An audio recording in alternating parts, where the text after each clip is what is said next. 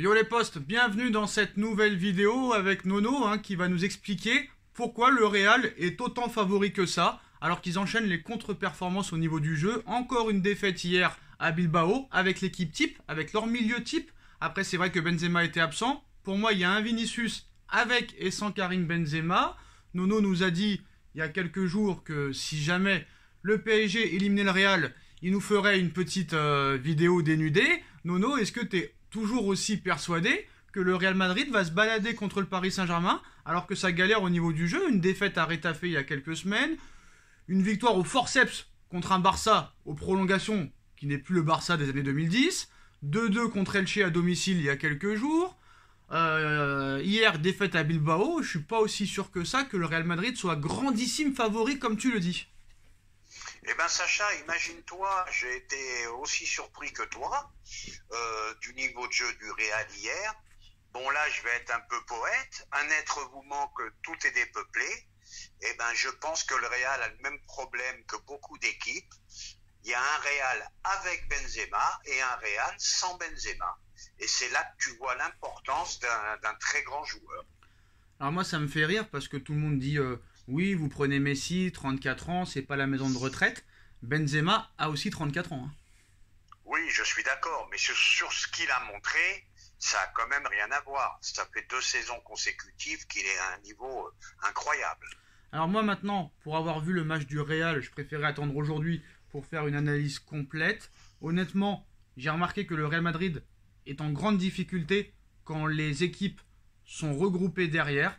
Est-ce que le Paris Saint-Germain doit jouer regroupé derrière? Alors que je pense que malgré l'élimination contre Nice, Paris en ce moment même, j'ai bien dit en ce moment même, avec ses 3 clean sheets d'affilée, est plus solide défensivement que le Real Madrid. Après peut-être qu'au niveau du milieu, le Real est supérieur. Au niveau de l'attaque, ça peut se jouer. Au niveau des gardiens aussi. Mais je pense que quand même les cartes sont rabattues. Eh ben, je vais te dire, Sacha, hier on a vu quand même, j'ai vu le match, le Real de Madrid, ils ont été harcelés sans arrêt. Ça fait partie des 3 attaquants de l'Atlético. Est-ce que nos attaquants sont capables de harceler comme ça au niveau intensité, etc., etc. Donc, faut pas oublier que l'Atlético de Bilbao, ça courait à tout va, Donc voilà, maintenant il faut voir, est-ce qu'on est capable de faire un jeu qui harcèle le Real de Madrid. Faut pas oublier que Bilbao en a pris 4 il y a quelques semaines contre le Real, et là tu vois que ça a changé en quelques semaines. Mais moi honnêtement, malgré un pari pitoyable au niveau du jeu, un entraîneur qui est déjà loin du Paris Saint-Germain, un directeur sportif sur le départ, moi honnêtement cette équipe ne me fait pas peur. Malgré que Paris joue mal, cette équipe ne me fait pas peur. Je t'aurais dit City, Liverpool, peut-être le Bayern, là je t'aurais dit c'est mort, c'est même pas la peine de espérer quelque chose, mais là honnêtement ils me font pas peur du tout, pas du tout. Bon ben moi je vais te dire quelque chose, pour moi le Real est toujours favori, mais je change pas d'avis, mais je commence à avoir un petit doute. Si par malheur pour eux Benzema ne peut pas jouer contre Paris, là je risque quand même de changer un petit peu d'avis quand même. Alors, là, j'ai vraiment vu l'importance de Benzema. Alors Benzema a repris l'entraînement, il devrait être apte normalement. Neymar aussi a repris l'entraînement collectif aujourd'hui, il pourrait être apte aussi. Je pense que Paris va jouer son va-tout en mettant tous les gros joueurs, malgré peut-être un manque de rythme. Donc voilà, on verra si Neymar a un peu de temps de jeu dimanche contre Lille, mais ça paraît quand même peu probable. Bon maintenant Nono, au Paris Saint-Germain, rien ne va plus très clairement. Leonardo est plus que jamais sur le départ. Doha songe à le faire partir dans les prochaines semaines. Les mercatos derniers ont été très décevants. Il ne fait plus l'unanimité. Pochettino sur le départ, Leonardo sur le départ. Ça parle déjà avec plusieurs directeurs sportifs dont les noms n'ont pas été cités. Maintenant c'est sûr que là, merci Leonardo pour ce que tu as fait dans le passé. Mais là, très clairement, on voit que tout le monde est d'accord pour s'en séparer. Eh ben oui, Léo devait mettre de l'ordre alors qu'il n'a mis que du désordre. Voilà, c'est le gros problème qu'il y a eu, grosse déception. Moi j'étais un fan de Leonardo, il a réussi quand même quelques bons coups, on peut pas lui enlever. Mais là le problème c'est qu'il se dispute avec tous les entraîneurs.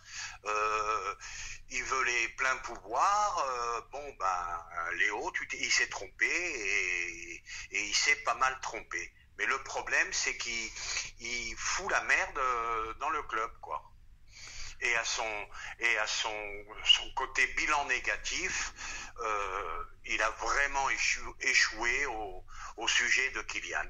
Là, il a vraiment échoué. Il a fallu que Nasser reprenne les clés en main et après, ça a fini par le Qatar. Donc, c'était trop tard. Alors, on en vient au dossier Kylian Mbappé, hein.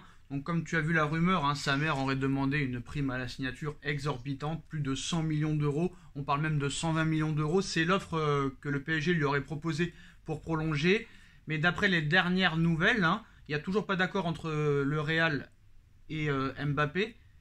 On sait qu'il y a une deuxième proposition qui a été faite de la part de Pérez. Alors la première, c'était un contrat de 6 ans, prime à la signature de 40 millions et un salaire net de 21 millions d'euros par an, refusé dans un premier temps. Deuxième offre de Pérez, toujours la même chose, sauf que le salaire augmente de 4 millions d'euros. Ça passe de 21 millions d'euros net à 25 millions d'euros net. Pas comme des fous au niveau du clan Mbappé, qui demande minimum 30 millions d'euros net par an. Alors, est-ce que les prévisions de Pérez, qui sont pas très vues à la hausse, hein, pour un joueur comme Mbappé, qui a quand même un palmarès, peut-être donner une chance au Paris Saint-Germain? Non, Sacha, arrête d'avoir un espoir. Mbappé sera au Real, mais par contre, un petit coup de gueule, qu'est-ce que ça veut dire, ces sommes? Ça devient indécent. Là, tu vois, autant je trouve qu'un joueur mérite d'être bien payé, mais là, on arrive à des chiffres complètement indécents. Et là, c'est ça qui me fait un peu... c'est ça qui me fait un petit peu, comment dirais-je, c'est plus le football d'avant, quoi. Là, ça devient de la folie, tout simplement. Tout simplement. C'est des chiffres qui m'indisposent, tout simplement. Moi, je suis pas d'accord. Moi, je serais Mbappé, je négocierais aussi plus, hein, quand tu vois des autres joueurs qui sont payés beaucoup plus que lui et qui ne font rien sur le terrain, comme Ousmane Dembélé ou d'autres joueurs. Pourquoi lui ne demanderait pas autant que ces joueurs-là?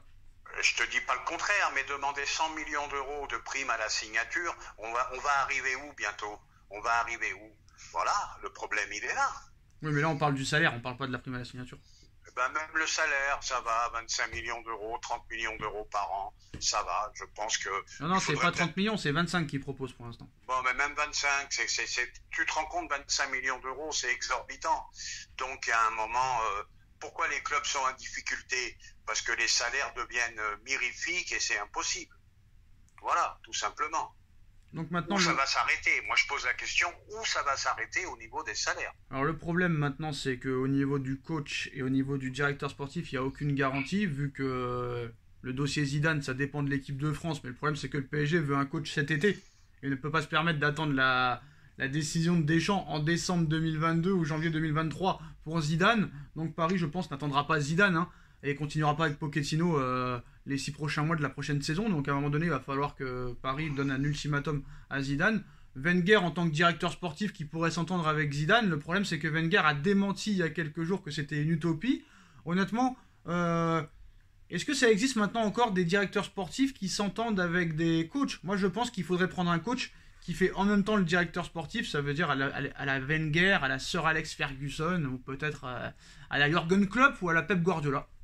Eh ben, c'est ce que je t'ai dit il n'y a pas longtemps. Il faut un manager général. Maintenant, quant à Zidane, si sa priorité c'est les Bleus, ben, je pense que c'est foutu pour le PSG. Parce que comme tu as dit, la Coupe du Monde a lieu en hiver. Donc, ça me paraît complètement difficile. À moins que Deschamps annonce une décision avant la Coupe du Monde, ce qui pourrait être la chance du PSG. Mais par contre, si Zidane ne vient pas, alors là, ne me pose pas la question qui tu vois, parce que là, je vois plus personne. Je pense que c'est vraiment le dernier espoir, c'est Zidane. À part lui, je vois personne pour aller dans ce club. Moi, ce qui m'a fait rire hier dans l'afterfoot, c'est qu'il y a un auditeur qui a osé dire que Pochettino était meilleur que Zidane au niveau tactique. Oui, mais on entend tout et n'importe quoi. C'est comme dans les commentaires de vidéos. Voilà, c'est pareil. On entend tout et n'importe quoi. Zidane, 3 Ligues des champions consécutifs, joueur extraordinaire. Moi, je pense que c'est l'icône qu'il faut à Paris et le faire venir en tant qu'entraîneur, manager général. Moi, je pense que c'est la dernière solution. Après, on va regarder un petit peu les autres infos. Pogba qui préfère aller au Real, mais le Real n'en veut pas. Donc, ça veut dire qu'il pourrait lui aussi venir à Paris par défaut? Oh, c'est toujours pareil. Un jour Paris, un jour je re-signe à Manchester United, un jour je vais au Real. Ça commence à être gonflant tout ça. Ça commence vraiment à être gonflant. Alors Nono, qui était d'accord avec moi hein, pour dire que peut-être Mané et Salah sont des très grands joueurs. La preuve encore une fois, hein, les deux joueurs seront en finale de la CAN l'un contre l'autre, Nono. Ah, deux très grands joueurs que j'apprécie beaucoup, réguliers, très très grands joueurs, très très grands joueurs. Donc peut-être partir sur ces deux-là pour remplacer un Mbappé sur le départ. Et je pense qu'ils ont moins le boulard que nos stars parisiennes. Je pense que c'est des mecs qui ont moins le boulard Vous vous rendez et compte qui sont peut-être pas aussi forts, mais qui sont quand même à un très très haut niveau. Moi, ce qui me fait rire, c'est quand même que tu vas aller dans un huitième de finale de Ligue des Champions avec un entraîneur qui ne veut plus entraîner une équipe. C'est quand même assez incroyable, quand même. Ben, c'est pour ça que je te dis que je garde toujours le Real comme favori. Partir dans un combat pareil avec un entraîneur qui veut partir en sachant que le directeur sportif est vraiment sur le fil. Bonjour l'ambiance. Bonjour Alors, l'ambiance. Nono, on se rappelle d'une chose qui s'était passée en 2012, on finira là-dessus. Villas-Boas venait de signer à Chelsea. 6 mois plus tard, bon, il atteignait les huitièmes de finale de Ligue des Champions, mais en championnat c'était catastrophique, une huitième place. Défaite au match aller contre Naples, 3-1. Et le lendemain, Villas-Boas avait été viré pour Di Matteo et finalement Chelsea remportait la Ligue des Champions avec Di Matteo. Admettons que le Paris Saint-Germain perde son match aller contre le Real. Est-ce qu'il y a une possibilité que Pochettino quitte le Paris Saint-Germain? Ah, ça me paraît trop court. Et puis, je pense que tout dépend de la défaite. Admettons Si une c'est- défaite 1-0, vu que le but à l'extérieur ne compte plus. Une défaite 1-0 ou 2-1. Ah, je pense pas. Je pense qu'il ira au Pochettino malgré tout. Mais il faut pas croire au miracle. Di Matteo, je vais te dire, d'accord, il a gagné la Ligue des Champions. Dis-moi ce qu'il a fait après. Il a échoué Non, de mais là partout. tu comprends pas. On parle d'électrochoc, on parle pas d'entraîneur sur la durée, Ah oui, d'électrochoc. l'électrochoc, C'est ça, le problème. l'électrochoc. Mais à 15 jours, en 15 jours, moi, ça me paraît miraculeux. Bon, il y en a qui l'ont fait, hein, donc voilà. Oui, tout est possible, je suis d'accord avec toi. Et ben on finira là-dessus les postos. Dites-moi en commentaire ce que vous en avez pensé. On like, on partage, on commente, on s'abonne et on se retrouve très vite pour une nouvelle vidéo. Tchuss Nono, tchuss à tous. Tchuss, Sacha.